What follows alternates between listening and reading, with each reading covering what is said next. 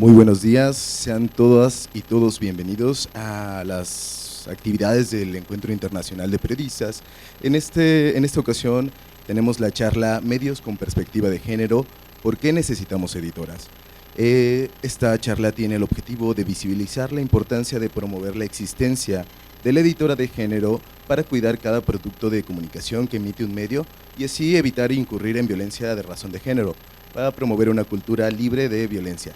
Y para ello tenemos en el Presidium a Celia Niño. Un fuerte aplauso para ella.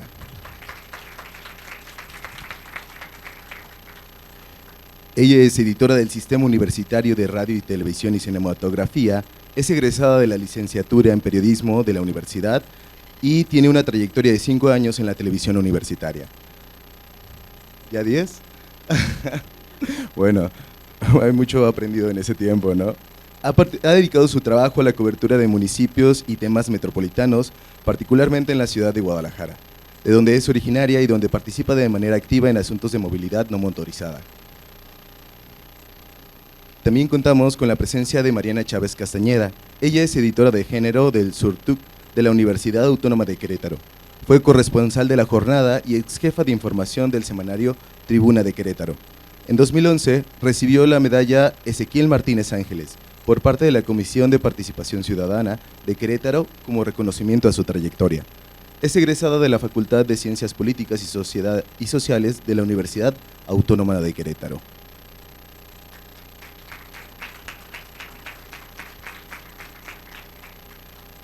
Y para moderar la charla contamos con la presencia de Erika Adriana Loyo Beristain, quien es licenciada en Ciencias de la Comunicación por la Universidad Autónoma de Guadalajara, maestría y doctorado en Ciencias Sociales por la Universidad de Guadalajara, diplomada en Literatura del Fin del Milenio por la UDG, diplomada en Atención a Cargos a Personas Generadoras de Violencias por el TEC de Monterrey en el campus de Guadalajara y recientemente terminó la alta especialidad en Cuidados por Claxo. Actualmente dirige la Unidad para la Igualdad de la Universidad de Guadalajara y es profesora investigadora. Sin más, los dejamos con ellos para generar el debate. Bienvenidas. Muy bien, muy buenos días a todas, a todos, a todes, quienes nos están acompañando aquí en presencia y para quienes están, si es esa posibilidad a distancia, pues también, ¿no? Qué bueno que están aquí con nosotras, con todos nosotros. La verdad es que este es uno de los espacios más lindos que me ha tocado moderar en los últimos 5 años. Como ustedes saben, pues, o pocos sabían, yo soy comunicóloga de profesión, ya después me fui desvirtuando hacia la ociología, como dice algún expresidente, pero disfruto mucho la comunicación, me encanta, y además la traigo siempre vertebrada en la esencia, y nunca jamás en mi vida hubiera imaginado hablar de editoras de género en los medios de comunicación, ¿no? Es algo que para mí ha sido un conocimiento nuevo, espectacular, y acompañar este proceso me parece maravilloso.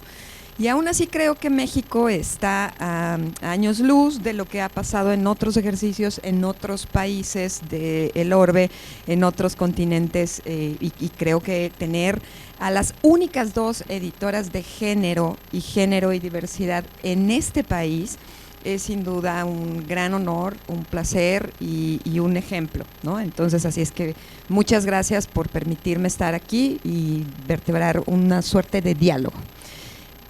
Porque lo que queremos es eso, que sea un diálogo y que al final del diálogo pues también ustedes puedan participar, ¿no? Para que esto sea lo más rico posible para todas, para todos, para todas nosotras.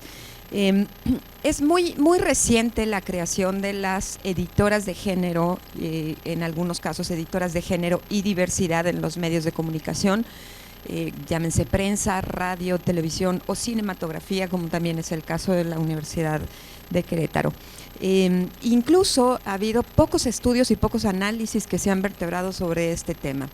Hasta el año 2020, Belén Spinetta, que es una editora de género de medios de comunicación en Argentina, que tiene ya bastantes editoras de género en la Argentina, publicó un libro que se titulaba Comunicación para la Igualdad, en el cual iba analizando toda la problemática que enfrentaban las mujeres editoras de género en la Argentina.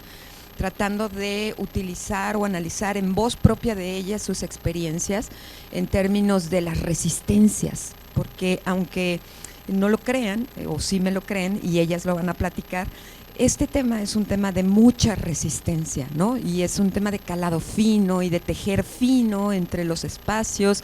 Ellas tienen que tener una alta capacidad de escucha, quizás mucha mayor tolerancia que cualquiera de nosotras que estamos en otros espacios, porque es una labor complicada. Este estudio que elaboró Belén Spinetta hablaba de estos límites y estos alcances de las editoras de género, sobre todo a partir de pues el análisis que subtituló La actualidad de un rol en disputa.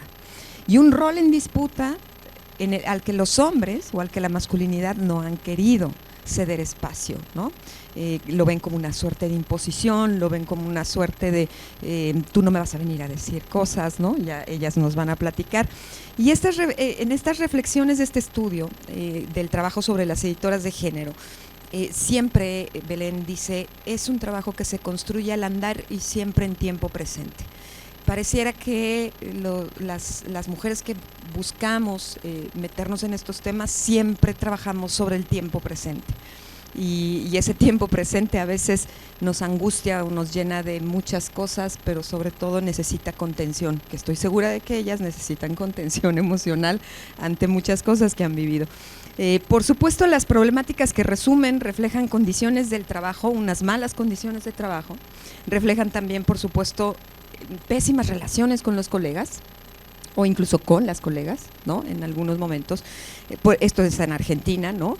El llamado fuego amigo por parte de algunos feminismos que pueden llegar a existir y que cuestionan permanentemente sus trabajos y su papel, la estructura jerárquica de los propios medios, porque no podemos obviar que los medios de comunicación mantienen y existen con una estructura horizontal, profundamente jerarquizada, y un incremento de la violencia digital y cibernética hacia sus figuras, que las visibiliza como sujetas de violencia permanente, ante la cual tampoco ellas pueden actuar, ¿no? Y que de pronto optan por el silencio cuando muchas y muchos deberíamos de arroparlas. Entonces, quisiera estructurar el diálogo en 3 campos que pudiésemos hablar, insistiendo sobre todo y fundamentalmente en que ellas son las 2 mujeres editoras de género únicas que tenemos en este país, y que además es sintomático que pertenezcan a universidades públicas, ¿no? Para que entonces lo dimensionemos en esa lógica. Quisiera comenzar con el primer campo. A ver, cuéntenos, relátenos, platíquenos un poco de la historia de cómo se generó esta necesidad en los medios, de dónde deriva la necesidad de tener una editora de género y diversidad, o una editora de género, y a partir de esta necesidad, platíquenos más o menos cómo ha sido su experiencia de ponerla en marcha. Es decir, con qué cosas me he enfrentado, con qué paredes he topado, ¿no? Si les parece, empezamos por nuestra invitada. Sí, muy bien, con Mariana Chávez de la Universidad Autónoma de Querétaro. Sí, la Universidad Autónoma de Querétaro. Muchas gracias, muy buenos días. Es un gusto saludarles y bueno, gracias nuevamente por la invitación. Es para mí un gusto y un honor compartir esta charla junto a Celia y junto a Erika. Bueno, ¿cómo surge en la Universidad Autónoma de Querétaro? Surge por una iniciativa de la maestra Mercedes Olivares. Ella es nuestra defensora de las audiencias en el Sistema Universitario de Radio, Televisión y Cinematografía de la Universidad Autónoma de Querétaro. Ella lo empieza a socializar, esta propuesta, por ahí de marzo de 2022. Realizó varios foros, conversatorios, en donde pondera por qué es importante desde los medios de comunicación abordar todos sus contenidos desde la perspectiva de género. Invita a participar en estos foros contratamos a una servidora a partir de que, bueno, los intereses de una servidora en el contenido periodístico que he tenido la oportunidad de desarrollar y desempeñar a lo largo de 25 años en distintos medios de comunicación en Querétaro, comerciales, y desde 2013 formalmente ya en medios universitarios de la Universidad Autónoma de Querétaro. Pues los contenidos han ido muy relacionados con los derechos humanos, y los derechos humanos son fundamentales para la igualdad de género, ¿no? Entonces, a partir de estos conversatorios y también los estudios académicos, una servidora también da clases en la universidad de tiempo libre, en concreto en la licenciatura de Comunicación y Periodismo. De hecho, soy egresada de la Universidad Autónoma de Querétaro, de la misma licenciatura, con estudios de maestría en Comunicación, doctorado en Comunicación, y soy parte también del Sistema Nacional de Investigadores. Y entonces, a partir de esto, se empieza justamente a dialogar que tenemos una gran ausencia en los medios de comunicación de dar un tratamiento a la información que se produce, que se va a dar a conocer con esta perspectiva de género. Es decir, hay esfuerzos, ya se ha mencionado, hay ya estudios que también lo mencionan. En la charla pasada, muy concreto, nos presentaron estadísticas donde hay esta desigualdad, no se cumple con la paridad. Sin embargo, se mencionaba cómo lo podemos lograr. Esa es gran cuestionamiento, ¿no? ¿Cómo le hacemos para lograrlo? Entonces, en estos diálogos se estableció que se tiene que trabajar desde adentro. Es decir, desde las mismas personas que están elaborando algún contenido, y cuando hablo de un contenido no es única y exclusivamente lo periodístico a través de noticias, sino también otro tipo de programas que se tiene en la radio universitaria, en televisión y en el programa y los contenidos que están trabajando para cine, ¿no? Entonces, se tenía que trabajar desde adentro. En estos foros tuvimos la fortuna de la participación de algunas editoras de género de Argentina, que como ya mencionaba, pues tienen pues ya una trayectoria muy amplia, están trabajando muchísimo con las editoras de género. Existen ya varias editoras de género en Argentina, a diferencia de otros países, por ejemplo, y entonces nos compartieron su experiencia Julia López de Unidiversidad y Gabriela Pellegrini, editora del medio público Chaco Televisión, y ellas, como parte de esta experiencia, nos mencionaban cuál es su función, las dificultades que han enfrentado al desempeñar su función, y era muy característico y coincidente que ellas nos mencionaban que han encontrado, sobre todo en redes sociales, que hay como un movimiento antifeminista, y constantemente las están señalando, las están desacreditando, mencionando para qué están ellas, de qué se trata esa función, no queda claro cuál es su función, ¿no? Entonces, también dialogábamos de que es imperante contar con editoras de género, tanto en medios públicos, pero también como los comerciales, por esta lucha de derechos de las mujeres que nos han enseñado, diría yo, y en lo particular yo así lo considero, me han enseñado muchas activistas, integrantes de organizaciones sociales, colectivos, desde la academia, donde pues está de forma constante mencionando que es necesario lograr esta igualdad de género, ¿no? Luchar por las diversidades y también las disidencias sexuales. Y también en este contexto dialogábamos de que pues es obligatorio para los medios públicos contar con la editora de género en un contexto también muy desafortunado que tenemos en México, con la violencia hacia las mujeres, feminicidios, desapariciones, ¿sí? Y que como parte de ese contexto, al momento de brindar las informaciones o dar a conocer sobre esos casos, también tenemos tratamientos informativos muy lamentables, ¿sí? Terribles. Les pongo solamente un ejemplo que yo escuché hace un tiempo en una radio comercial en Querétaro. El presentador de noticias estaba dando a conocer sobre un caso de feminicidio.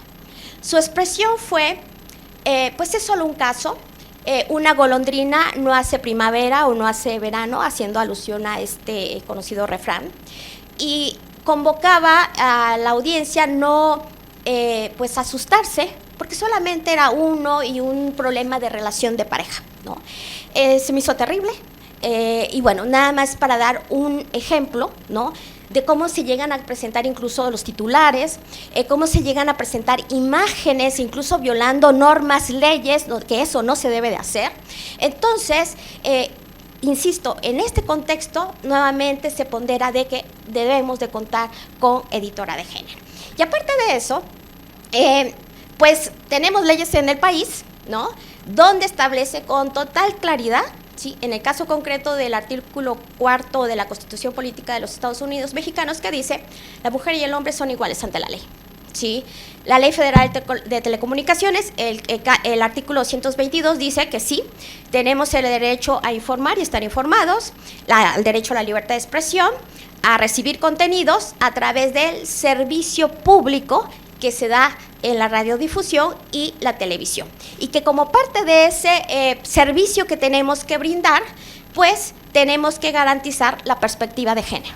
Es decir, no es algo que pasó por la mente en algún momento, por ser una moda, porque también he escuchado esas expresiones, que es una moda por la cuestión del feminismo, ¿no? Entonces, es algo de perspectiva erróneo, es decir, se trata de cumplir con una obligación que ya está contemplada en la ley. Entonces, también lo menciona en el artículo 223 que la programación es que se difunda, tiene que estar basado en el desarrollo armónico de la niñez y la igualdad entre mujeres y hombres. Entonces, nuevamente, es una obligación como medios públicos. Y usted mencionaba hace un momento que, bueno, las dos editoras de género de universidades públicas. En el caso de la Autónoma de Querétaro, se ha mencionado de forma reiterada, es que como tenemos esta obligación, es decir, no es que quieras, ¿no?, tenemos que cumplir, y además, como medios públicos que reciben un recurso público, ¿sí?, tenemos que lograr, y ese es el gran reto, que seamos, digamos que el ejemplo hacia el exterior. ¿Sí? ¿Para qué? Para que los medios comerciales, ¿sí?, también sigan esa dinámica, incluso pueden retomar los contenidos que se hacen desde los medios públicos, nuevamente por esta obligación que mencionaba que tenemos que cumplir. Queremos ser los referentes, ¿sí?, hacia el exterior. Entonces, al ser también los medios de comunicación instituciones de socialización de los contenidos, pues bueno, tenemos que cumplir con esto que ya habíamos mencionado. Entonces, es así que a partir, reitero, de estos foros, estas reuniones que vienen desde marzo de 2022, en agosto de 2022 se establece, vamos a contar con la editora de género y diversidad en la Universidad Autónoma de Querétaro, pero ¿cómo le hacemos? ¿Cuál es el perfil que debe de desempeñar la que va a estar a cargo de la editora de género? ¿Qué funciones tiene que cumplir? Y es así como también empieza todo un trabajo de allegarnos de información. La maestra Mercedes Olivares, ella es abogada de profesión. Entonces, se establecieron los lineamientos generales para la editora de género y diversidad. Esa es la base, donde se establece desde ¿qué es la editora de género y diversidad? ¿Cuál es la función? ¿Cuál es incluso el perfil del cargo que tiene que desempeñar la editora? El periodo que va a encabezar la editora de género en total son 35 artículos en esos lineamientos. Entonces, esa fue nuestra base y ese fue nuestro punto de partida para iniciar los trabajos. Buenísimo, muy bien, muchas gracias. Queda claro entonces que no son ocurrencias, ¿no? Está dentro de la ley, aunque no lo crean, y parte de lo que habremos de hacer hacia el segundo bloque es que pues aquí hay mucho alumne, y qué hay que hacer para prepararse para ser editora de género, ¿no? Que ese es un enorme reto. Celia, cuéntanos, en el canal 44. Muchas gracias. Pues un poco similar, porque surge la idea de ser editora de género también por recomendación de nuestro defensor de las audiencias, en este caso el doctor Gabriel Sosa Plata, que en la renovación de su cargo como defensor de audiencias, que es otra figura interesantísima que también está contemplada, de que se tienen que incluir en los medios, hace la sugerencia de que al canal 44 y la Radio Universidad pues le hace falta incluir esta figura que se considera figura periodística, ¿no? Entonces se platica el tema y resulté la elegida porque pues tengo Creo que casi hay que ser feministas para ser editoras de género y entender que nombrar editoras de género en medios públicos y privados es también una postura política, ¿no? Tomarse en serio la responsabilidad de los medios de comunicación para dejar de normalizar las violencias que nos han atravesado toda nuestra vida y dejar también de considerar al varón como único actor de la vida pública o uno con peso válido en las decisiones públicas. Entonces, un poco que el origen es muy similar y sí hemos recibido y enfrentado un montón de resistencias porque pues llegan personas a querer ser editoras de género y por ejemplo a mí me decían que si era la policía del lenguaje inclusivo, ¿no?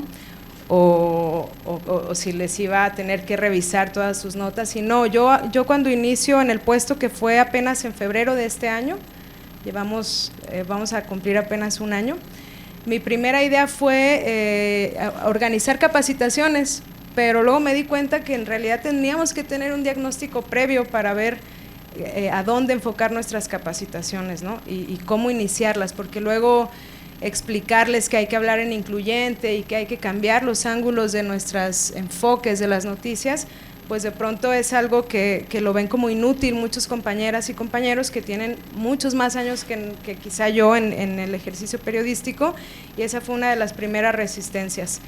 Ya revisado un poquito un diagnóstico de qué se hacía y qué hacía falta hacer, empezamos con capacitaciones y debo decir que aunque el puesto es editora de género y derechos humanos para todo el sistema universitario de radio y televisión y cinematografía, pues a mí me ha hecho mucha falta meterme en lo que mi colega Mariana decía, ¿no? Hay tantos programas de radio, hay tantas producciones de cine, hay tantos contenidos en la televisión y aparte los contenidos en las redes, que de pronto no alcanza a una sola persona para todo esto, ¿no? Se necesita hacer una red, se necesita hacer una conciencia de que todos podemos revisarnos a nosotros mismos, ¿no? Un proceso más que punitivo y de escuela, pues de autorreflexión, de autocuidado y también de lo que decías, Erika, al inicio, un entendido que este es un trabajo de construcción constante, ¿no? Todos los días estamos trabajando por visibilizar estas perspectivas, que no son otra cosa más que hacer periodismo ético y de calidad, ¿no? Como visibilizar los ángulos que siempre están al margen y que siempre están dados por hecho y poner ahí el foco para darnos cuenta cuán necesario es que se revisen las cosas desde ciertas perspectivas. Entonces, debo decir que, regresando a lo que iba, pues una sola persona no puede. Yo me he concentrado mucho sobre todo en la producción de las noticias, los guiones de los compañeros, la revisión de qué preguntamos, cómo lo preguntamos y a quién le estamos preguntando qué, porque luego sigue siendo muy común que nos vamos con una sola fuente o que escogemos siempre las mismas fuentes y siempre son fuentes varones y las perspectivas son muy distintas, ¿no? Y para muestra de la necesaria inclusión de las editoras de género, pues hay 1000 ejemplos, ya lo decías, Mariana. Este caso que nos compartiste, yo creo que todos tenemos a la mano un ejemplo, el más próximo que recuerdo es por ejemplo el de Le Magistrade Ociel, ¿no? Medios que publicaban, lo asesinó su pareja y había drogas, y la palabra drogas estaba con rojo, con todo el morbo y un sesgo tremendo de culpabilizar a las personas de la población LGBT, siempre mezcladas o vistas desde el androcentrismo, ¿no? Son drogadictos, son fiesteros, se matan entre ellos, crimen pasional, ya está. ¿Y qué hicimos los medios? Nos fuimos por una sola fuente, las fiscalías. ¿Y qué pasa con les activistas? ¿Qué pasa con las familias que de entrada rechazaban esta versión de la fiscalía? ¿Qué nos pasó con Devani? ¿Qué nos pasó con Luz Raquel? ¿No?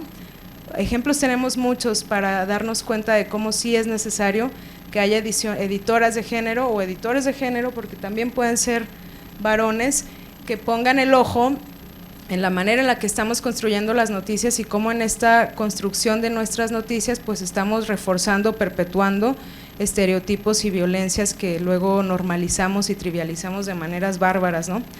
Ya igual más al ratito en otra saque de la charla quisiera también decir los pendientes que nos faltan, porque es increíble que solo seamos 2 en el país.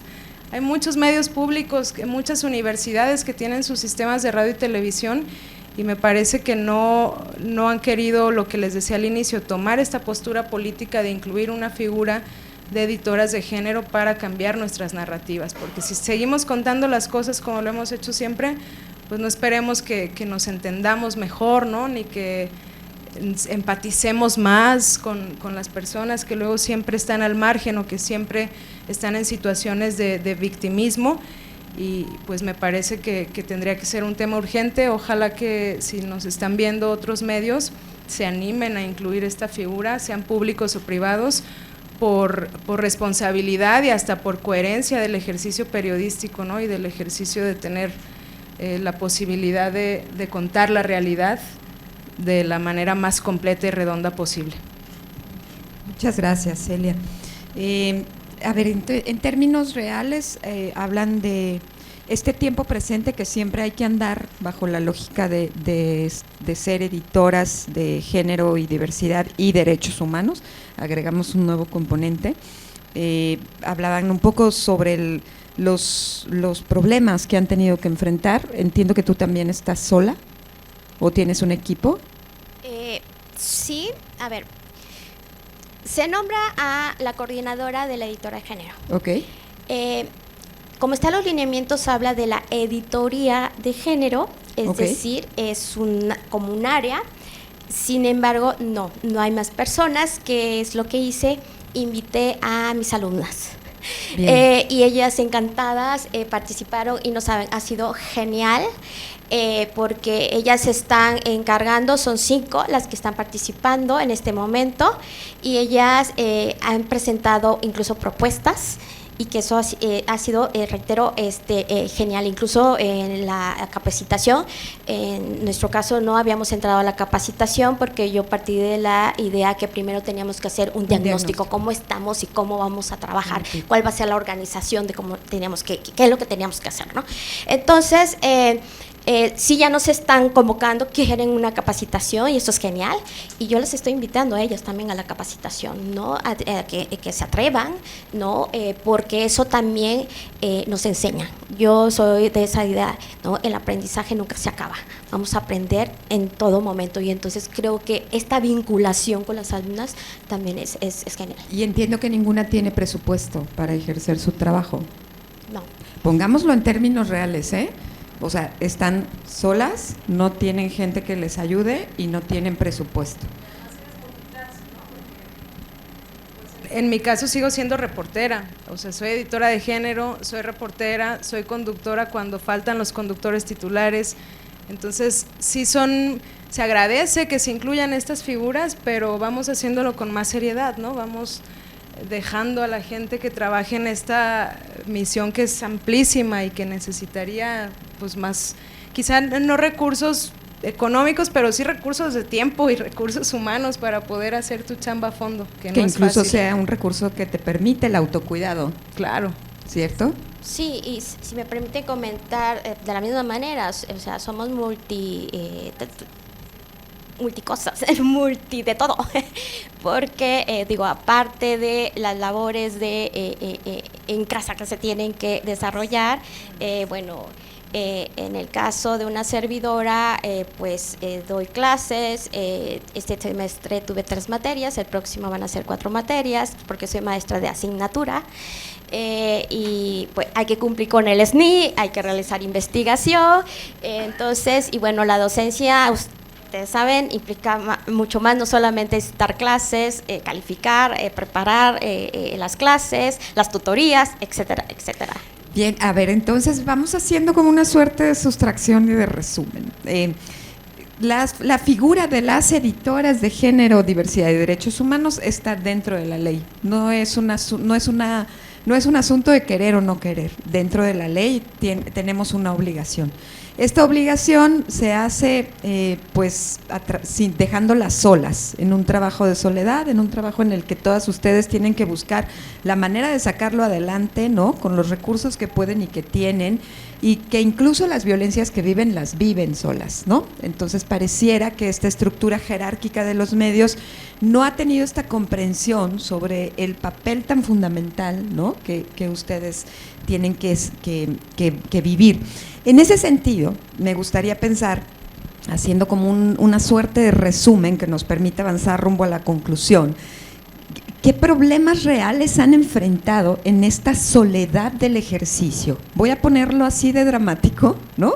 En esta soledad de su ejercicio, en esto que las universidades tampoco hemos incorporado a nuestra currícula. Eso es importante señalarlo, porque ahí tendríamos nosotras un desafío, incorporar a la currícula cómo hablar de la perspectiva de género desde la producción noticiosa. Pero entonces, en esta soledad, ¿cuáles son esas cosas que han vivido y que han enfrentado realmente? Las editoras de Argentina hablan de un incremento de la violencia digital, hablan de un incremento de la violencia de algunos movimientos feministas y de diversidades. ¿Cómo podríamos resumir estas cosas que han vivido y enfrentado? A ver, empecemos. Bueno, en mi caso, mencionar con sinceridad que hasta este momento no he tenido pues estas acusaciones, o sea, esta violencia en redes sociales. En la parte, que reitero, me enfoqué a este diagnóstico, me enfoqué a la organización, ¿ok? Y entonces no nos dimos a la tarea de inmediato de darlo a conocer hacia el exterior, si bien la Universidad Autónoma de Querétaro lo hizo, el nombramiento, con sus comunicados y demás, pero no se socializó de forma inmediata. ¿Okay?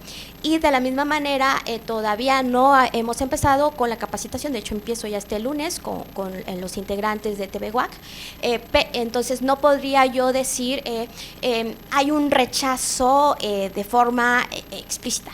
No, porque todavía me falta ese contacto. ¿Qué se ha observado? Que como parte de este diagnóstico, como que falta mayor participación. Por ejemplo, se les ha solicitado una encuesta y pues hasta este momento van muy pocas personas que la están contestando, ¿no? En cuanto se entera a través del sistema sobre pues que se cuenta con una editora de género, hubo interés en el caso concreto de TV WAC de ponerse en contacto, de decir necesitamos capacitación, necesitamos esto, pero no lo veo con las figuras coordinadores hombres, por ejemplo, ¿no? Entonces es mucho, yo diría mucho trabajo hacia hacer conciencia al interior.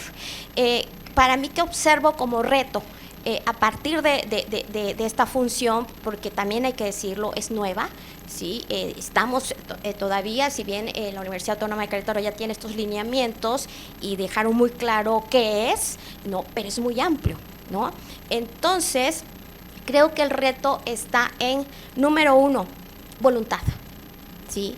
Voluntad de todos los integrantes, todas las integrantes del sistema, donde está radio, solo, por ejemplo, son 3 emisoras de radio distribuidas en el estado, ¿no? Solamente Radio WAC, que está en la capital, son 108 programas, ¿sí? En el caso de TV WAC, tiene 29 programas, ¿sí? Entonces, llegar a todas y todos, para mí es como que la parte compleja, y justo todavía sigo en esta parte de cómo voy a llegar a todas y todos, ¿sí? Entonces, me estoy apoyando en las coordinadoras y los coordinadores de cada medio, pero nuevamente es aterrizarlo a quienes están elaborando los contenidos, porque además nos dimos cuenta, y por eso el diagnóstico, nos dimos cuenta que no tenemos claridad cuántas personas participan en total, porque es muy, la dinámica es muy cambiante, ¿no? ¿Por qué? Porque participan en las producciones, participan estudiantes por la vinculación, entonces participan estudiantes como becarias o becarios, servicio social, prestadores o prácticas profesionales, quienes tienen, por ejemplo, un cargo, un puesto administrativo, que tienen una contratación desde la docencia, pero tienen un programa también ya sea en radio, ¿sí? Entonces es muy cambiante, y aunque ellos sean los titulares o se registren como los productores o las productoras, detrás de ello también hay más personas, ¿no? El camarógrafo, el editor, el que se encarga del audio, ¿no? Entonces no hay claridad en este momento cuántos somos en total, ¿no? Entonces eso es parte del diagnóstico que se está haciendo. Entonces, para cerrar la idea, me parece que el reto está en voluntad, ¿sí? También en humildad. ¿Por qué humildad? Porque me parece que la dinámica de los medios de comunicación, y esto lo digo a partir de la práctica, lo vi muchísimo, me parece que hay muchísimo ego. Es decir, yo soy la que sale a cuadro, ¿no? Soy la titular o el titular del espacio de noticias, o el productor más reconocido, etcétera, ¿no? Y entonces, pues, se queda con la idea de que todo está perfecto y está bien, y no. Entonces, por eso digo humildad, reconocer que estamos fallando, reconocer que tenemos que mejorar. Y lo pongo como ejemplo, pues en la salud, es decir, cuando estamos enfermas, ¿sí? Pues primero tengo que reconocer que hay un malestar, ¿sí? No soy la especialista, no sé cuál es ese malestar.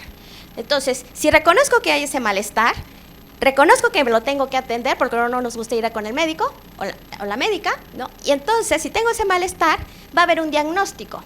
Y al haber un diagnóstico, entonces el médico me va a decir, estas son las medicinas que necesitas, ¿no? Ya con las medicinas, entonces me atiendo para mejorar. Entonces creo que es también desde lo individual, es decir, es un trabajo desde cada persona, por eso digo voluntad, también humildad, para reconocer que no lo estamos haciendo de la mejor manera, cómo integramos la perspectiva de género, la voluntad de que quiero aprender, ¿sí? Para que entonces podamos trasladarlo y mejorar los contenidos que estamos produciendo y estamos difundiendo. Buenísimo, desaprender para aprender a hacerlo diferente, y el debate sobre el ego, que es profundamente patriarcal, ¿no? Y tus retos, Celia. Sí, voluntad de querer deconstruirse, ¿no? Y de comprender que esto, insisto, es una chamba cotidiana todos los días. Si hay voluntad, se aprende a contar mejor la vida pública y la vida diaria. A mí sí me ha tocado violencia digital, porque hace poquito publiqué, me aventé una guía para la cobertura electoral con perspectiva de género. Y la movimos mucho en redes y todo, y así de mucho llegaron también los discursos de estas son payasadas, ve nomás en lo que se gasta el dinero la UDG, y no me dieron ni un peso extra por eso, o sea, ni siquiera se gastó nada, pero la gente criticando que por qué gastamos en tonterías, que son temas de moda, que ya no saben ni qué inventar estas feministas, y un montón de cosas así. Yo la verdad opto por esos comentarios, aunque me den muchas ganas de contestar, pues los ignoras para no darles la importancia que no merecen. Pero antes de pasar a mis retos, ayer presentaron aquí mismo en el Encuentro Internacional de Periodistas, a quien le agradecemos un montón que haya abierto este foro, los resultados de la fase 3 de un estudio internacional que se hace en varios países. Y se enfocaron en el caso de México, es el World of Journalism, y en el caso de México, fíjense nada más los datos que agregué. En las agresiones directas más frecuentes para las mujeres periodistas, hablando pues como de que siendo reportera te agreden, imagínate ahora siendo reportera y editora de género, pues tú qué te crees, ¿no?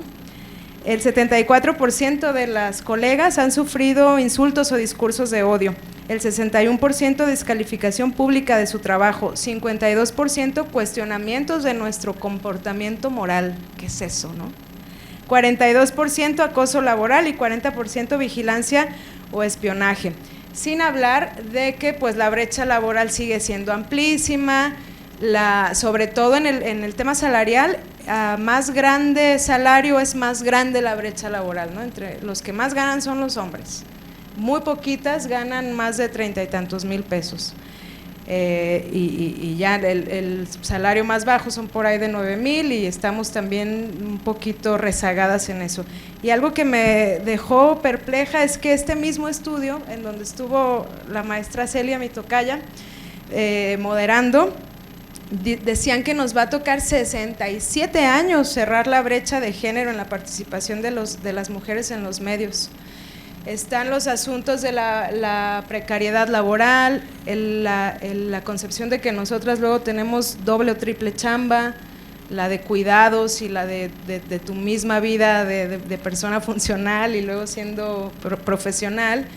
El tema también de que la mayoría de los medios digitales están teniendo trabajadoras mujeres y ahí hay muchísima incertidumbre laboral, ¿no? Si de por sí en los medios convencionales cada vez es más frecuente que no te den más que tu salario y échame tu factura, ¿no? Si no, no te pago. Imagínense en el ámbito digital, esto pues se exacerba mucho más y es preocupante.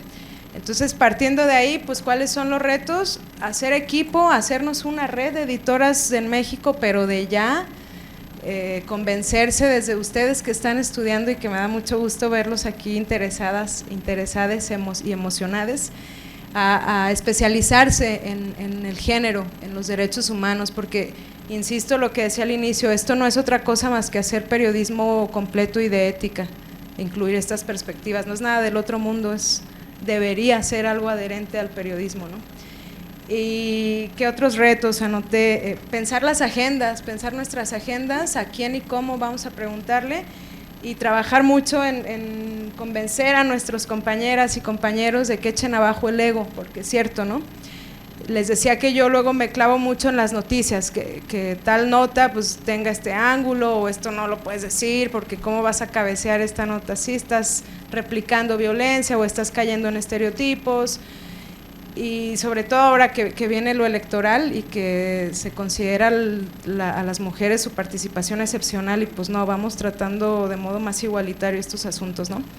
Pero también los retos de eso, las personas que tienen años estando a cuadro, siendo las y los conductores titulares, creen que ya se la saben de todas, y luego cuando son programas en vivo no puedes pues corregir, ¿no? Entonces, que se sepa también que si escuchan en Radio Universidad o en el canal 44 algo que nos ofenda o que no nos guste, pueden presentar su queja a la Defensoría de las Audiencias y en una figura paralela con su servidora, si tiene que ver con género, le entramos también y hacemos recomendaciones, y ya se ha conseguido que un conductor que es más bien personal de redacción y entra a leer el resumen todos los días en el noticiario matutino, se tuvo que disculpar en vivo por decirles ninis a los chavos, ¿no? Entonces, que se sepa que existen estas figuras y que ejerzamos nuestros derechos como audiencias de decirles, oye, párale, ¿no? Este discurso me está violentando o me está invisibilizando, y que también en nuestras agendas pues retomemos los temas importantes de los sectores o los grupos que siempre han estado al margen de nuestras coberturas, ¿no? De nuestra visibilidad, y ahora que empiezan las inteligencias artificiales con conductores automatizados, pues que no les dé miedo a los medios incluir conductores quizá de personas de talla baja, ¿saben? Salirnos de esta norma de siempre las mismas caras y los mismos cuerpos representados en la televisión, pues que no nos dé miedo abrirnos a estas diversidades, porque además es nuestra responsabilidad representar, visibilizar y enunciar la maravillosa diversidad en la que vivimos, ¿no? Muchas gracias. A ver, vamos rumbo al cierre, porque para dejar, si les parece, espacio para las preguntas, porque seguramente habrá muchas preguntas aquí entre las personas del auditorio, sobre todo porque estamos pues hablando de un asunto muy, muy novedoso. Antes de darle el uso de la voz a las personas que tenemos en el público, porque nos faltan 10 minutos y creo que lo más rico es el diálogo entre personas, entre nosotras, nosotros, nosotres.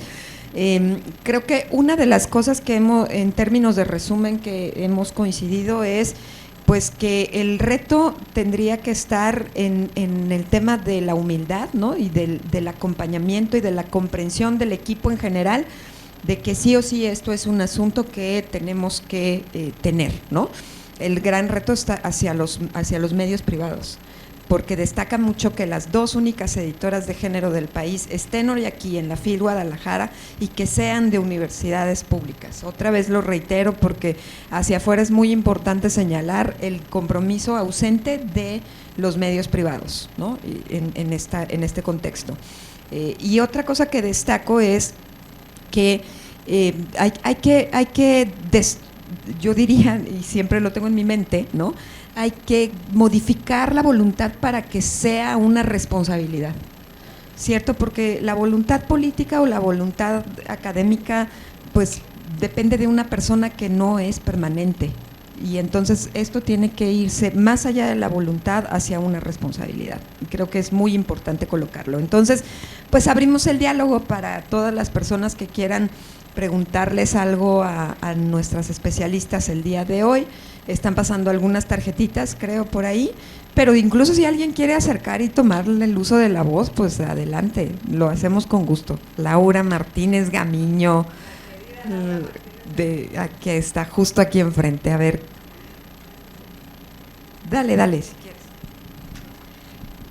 Hola, buen día a todas y a todos. Laura Martínez de Zona 3. Primero, me da mucho gusto verlas aquí. Hemos compartido muchas luchas desde que estábamos en la carrera de periodismo en la UDG. Mariana, mucho gusto también. Y bueno, era precisamente lo que hablaba Erika. A nosotros desde hace más de 10 años que salimos de la Universidad de Guadalajara, ha sido un reto constante porque creo que estamos en la línea bien delgada entre lo que nos enseñaron, entre lo que nos enfrentamos y ahora las nuevas modalidades de los medios de comunicación, ¿no? Entonces, precisamente nadie nos enseñó al salir de la carrera que íbamos a encontrar precisamente estos egos patriarcales entre lo difícil que es que una mujer tome una decisión a través de los medios de comunicación, cuando vemos que todos los directivos, todos los jefes son hombres, ¿no? Y que los que toman las decisiones son ellos. Y precisamente lo vemos todos los días en las mesas de análisis, donde el club de Toby pues todavía sigue muy fuerte, ¿no? Donde vemos que los únicos que analizan son los medios son los hombres, y que solamente las mujeres nos vemos en estas columnas de opinión los 8 de marzo, y donde la mayoría somos mujeres, ¿no? ¿Cómo podemos a las nuevas generaciones precisamente decirles que así no es, en donde las mujeres tenemos que incluirlos, que sí analizamos y que precisamente sí podemos ser, como en muchas ocasiones lo hemos visto, titulares, las directoras de medios de comunicación, las jefas de información, pero también decirles a las nuevas generaciones que este tema es importante, que las editoras de género son parte fundamental. Yo, por ejemplo, ahorita me informo que son parte de la ley, ¿no? Entonces, decirles a todos los que están aquí, sobre todo a los estudiantes, a las y los, que es importante y que no es normal cuando vayan a un medio de comunicación. Muchas gracias, Lau. ¿Les parece que haga como un resumen de las preguntas y entonces respondemos directo? Vale. Aquí hay un comentario interesante que no es pregunta, pero es muy, muy importante. Dice, sería bueno exigir y evitar la violencia laboral y dice que les paguen por ser editoras de género como le pagan al defensor de las audiencias. Un gran comentario, ¿no? O sea, y que seguramente es hombre en su caso y es mujer, la defensora de las audiencias. Muy bien, ok. Entonces, sí, pues ahí hay un tema. Voy a hacer un resumen de 3 preguntas para luego hacer un resumen de las otras 3. Qué bueno que en esta ocasión llegaron muchas preguntas. A ver, ¿cómo podemos extender el ejercicio de las editoras de género hacia los medios concesionados, o sea, los privados que tienen mayor rating? Y, por otra parte, ¿qué pueden hacer las audiencias para exigir información de calidad sin caer en discursos machistas o sexistas? Por un lado, entonces, es cómo le hacemos para extender este ejercicio a los medios privados.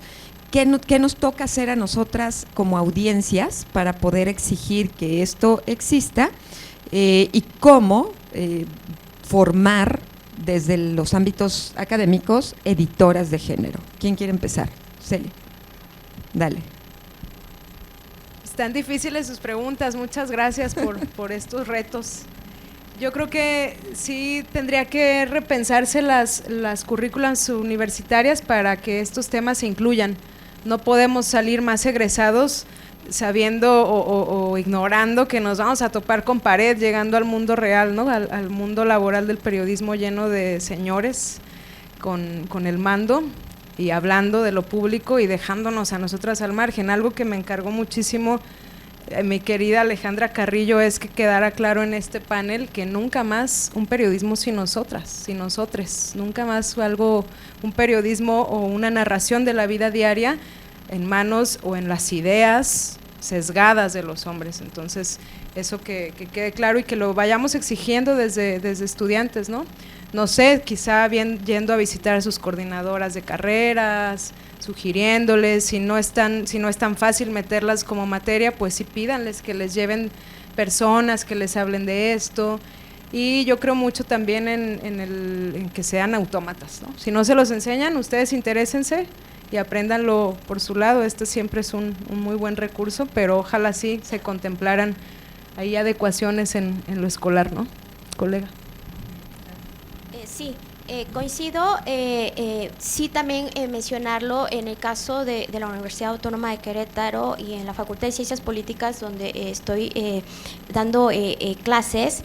Existe el programa universitario, tenemos una coordinadora que de verdad ella empezó, todo su trabajo ha venido desde el activismo y actualmente tiene una coordinación para ver cuestiones de géneros y tiene varios cursos que son muy interesantes, incluso sobre nuevas masculinidades, dirigida a profesores de la facultad y bueno, otras facultades también están haciendo estos esfuerzos y también digo, hay que mencionarlo. Por supuesto nos falta muchísimo que hacer, pero creo que es una buena integración pues que se está ya visualizando en esta casa de estudios. Y bueno, en la medida de mis posibilidades como docente, yo le integro a mis materias que imparto y se los hago de conocimiento a estudiantes. Esto también hay que extenderlo, hay algo que me ha llamado mucho la atención recientemente, voy rápido porque luego me extiendo, es que se está gestando, tenemos muy presente la cultura de la violencia, la cultura del narcotráfico. Me ha llamado la atención que he visto en estudiantes que llegan a la escuela encapuchados. O sea, eso no es posible. Y es un reflejo de esto que estamos viviendo y un reflejo de lo que se está presentando en los medios de comunicación. Es decir, se está normalizando. Y cuando yo le pregunto por qué llegas así, me dice, no, es que mis rizos, es que el frío, es que etcétera, etcétera, ¿no? Esto me preocupa muchísimo y ya a través de esta área que le mencionaba, que es de género y también de la cultura de la paz, también se ha visto la necesidad de trabajar porque pues llegan ya con estas ideas y yo quiero pensar que también lo han visto como una moda, ¿no? Comentarios de mamás, de familiares, donde y ellas lo ven como chiste, de su niño le dice, mamá, vísteme como ratero, es decir, que le ponga la capucha. Para mí, digo, es terrible, ellas se ríen y nuevamente está normalizado y lo tenemos que atender, pero reitero, por eso la importancia de las editoras de género para visualizar estos contenidos, porque al final es una representación social que se transmite a través de los medios de comunicación.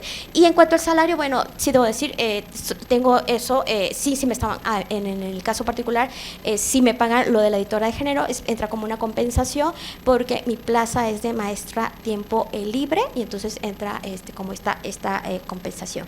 Y bueno, creo que con eso entonces se responden las preguntas. Yo quiero, antes de también rápidamente, es que es bien importante lo que dices, Mariana, porque estamos viviendo momentos en el mundo entero, no solo la violencia en México, sino en el mundo entero, con desplazamiento forzado de personas, con personas en movilidad humana o migrantes cada vez más numerosas, con recursos naturales cada vez más escasos.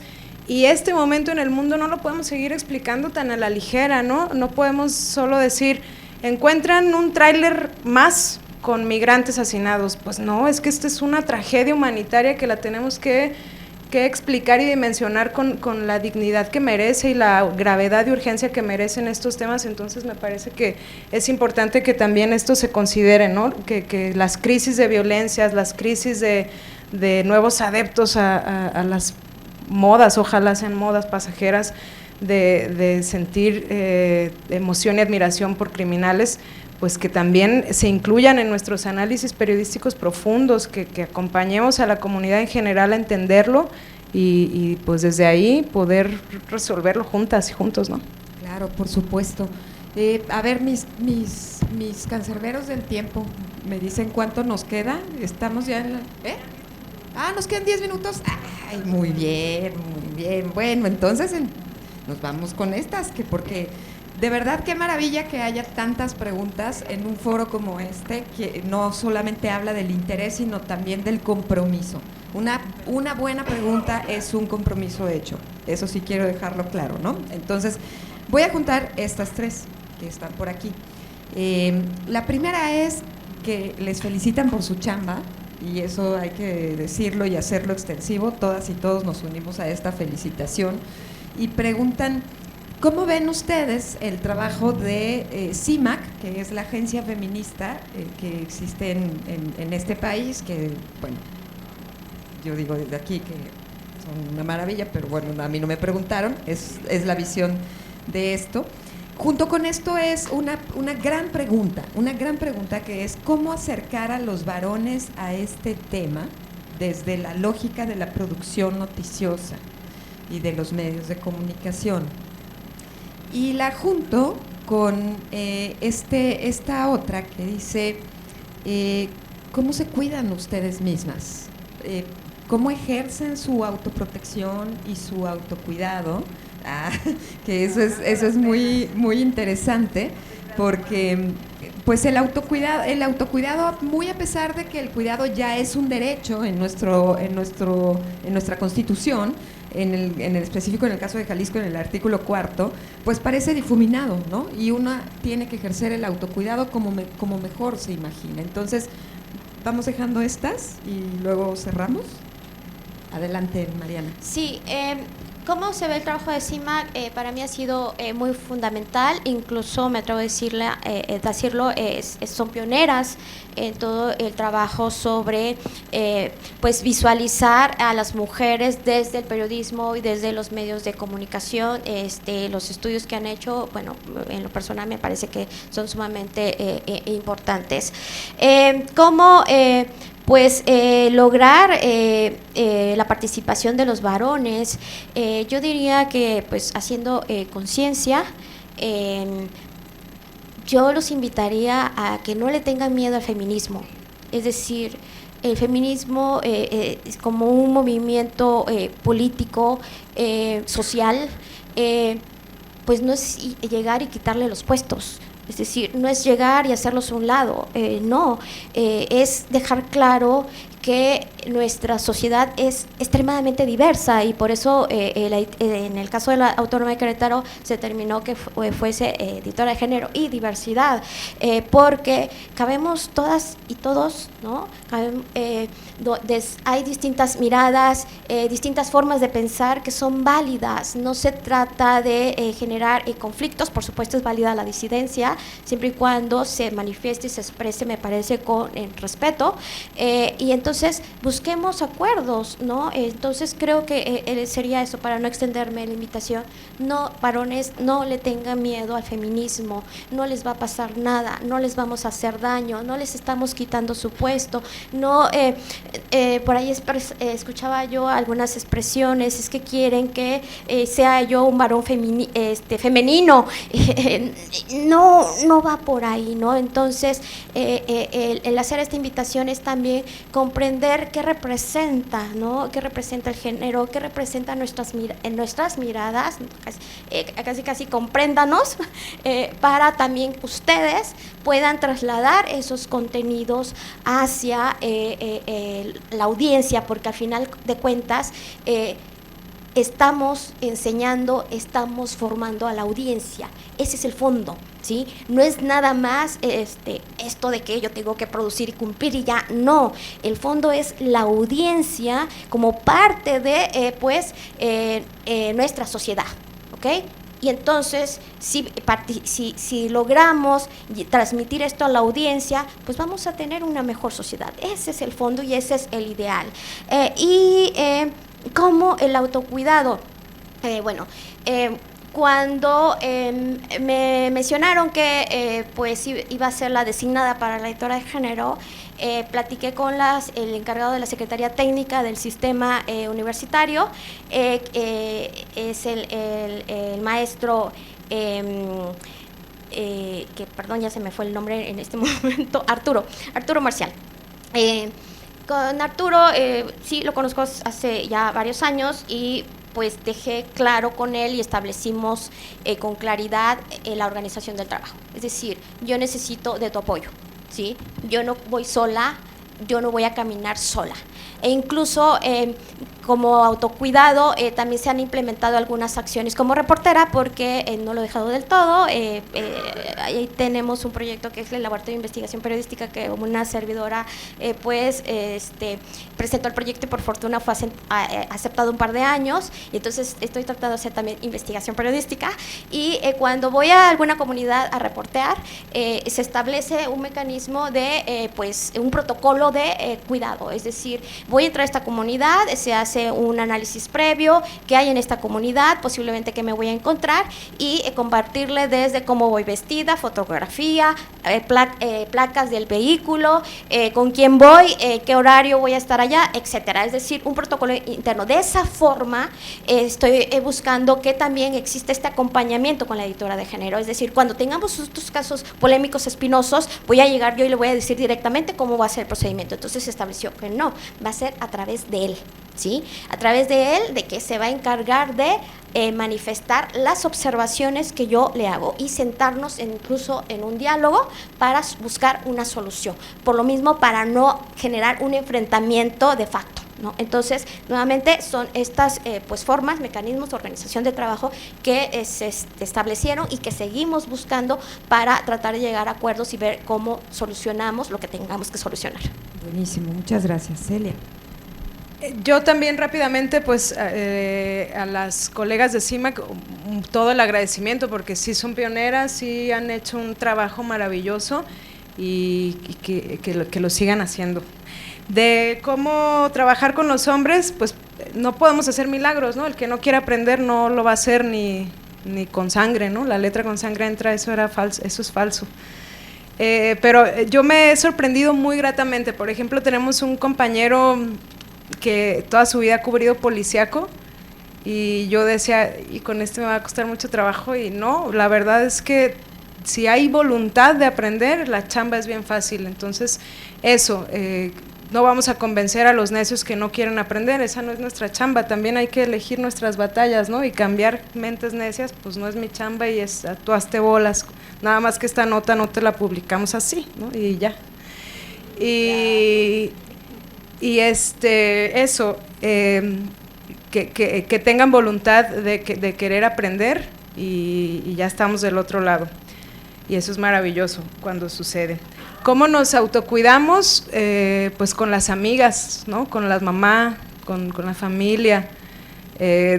También este estudio decía que cuando los periodistas y las periodistas se sienten agredidos, muy poquitos van a pedir al Estado protección, porque no confiamos en las policías, no confiamos en los estados.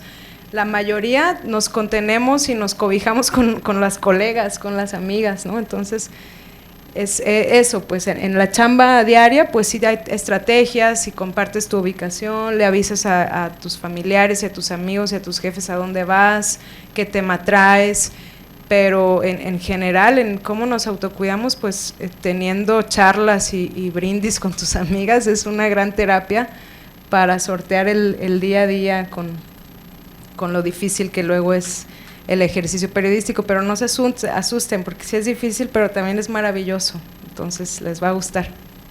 Perdón, sí, claro, también con mi psicóloga, sí, de mucha ayuda. Sí, muy bien. Bueno, pues entonces, para cerrar, porque ya me pasaron el papelito mutilador, ¿no? del tiempo. Solamente por no dejar, y para que no se piense que hay autocensura, una de las preguntas también decía, ¿cómo hacer cobertura electoral de género considerando que Sheinbaum tiene una antiderechos en su equipo de campaña? Hartos signos de admiración. También lo compartimos. No lo quiero dejar así, ya si después lo pueden conversar con ellas aquí afuera, encantadas de la vida. ¿Y cómo podemos hacer los estudiantes para que más medios de comunicación comiencen a trabajar en una verdadera perspectiva de género? Pues esta es, en resumidas cuentas, si me permiten, una chamba social, una chamba de todas y de todos nosotros, es una chamba del estudiantado que tenemos, también nosotras mismas, nosotros mismos una obligación con relación al impulso sobre estos temas.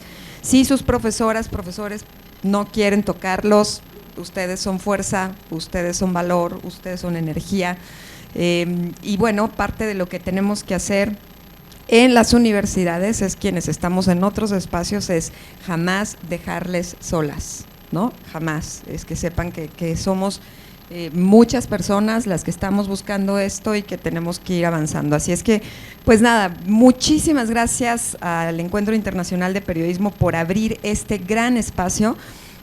Para todas las personas que están viendo esta transmisión o donde quieran que estén, les presento a las 2 únicas editoras de género del país, conózcanlas, búsquenlas por si quieren instalar sus editoras de género en sus medios, porque ellas son